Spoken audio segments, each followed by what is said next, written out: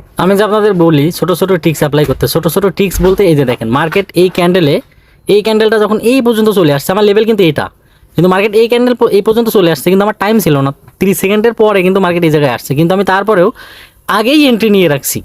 আগে আমি এই জায়গাতে এন্ট্রি নিয়ে রাখছি, কেননা আমার এই ক্যান্ডেলটা আমি তো অপেক্ষায় ছিলাম 30 সেকেন্ডের আগে যদি এই জায়গায় আসতো তাহলে আমি এন্ট্রি নিতাম, কিন্তু মার্কেট 30 সেকেন্ডের পরে এখানে আসছে, তো আমি আগে এন্ট্রি নিয়ে রাখছি।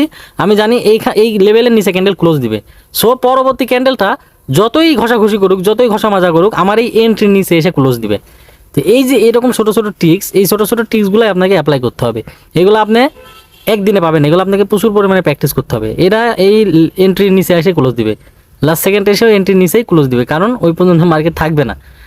সো রিয়েল মার্কেটে কিন্তু একটা মজা আছে, যদি আপনার এন্ট্রি পারফেক্ট হয়, অ্যাকুরেট হয়, তাহলে আপনি প্রফিট বের করে নিতে পারবেন লাস্ট সেকেন্ডে হলেও। তো এটা একটা ম্যাজিকের মতো, ঠিক আছে? এই জিনিসগুলো আমাদের মানে মুখস্থ করতে হবে, এগুলা দেখে দেখে প্র্যাকটিস করে করে আয়ত্ত করতে হবে। এগুলা কিন্তু আপনি একদিন দুই দিনে পাবেন না। তো জাস্ট মানে চিন্তা করেন যে কী মজার একটা বিষয়। ঠিক আছে, সবাই ভালো থাকবেন, আর এরকম ছোটো ছোটো ট্রিক্স অ্যাপ্লাই করে ট্রেডিং করার চেষ্টা করবেন।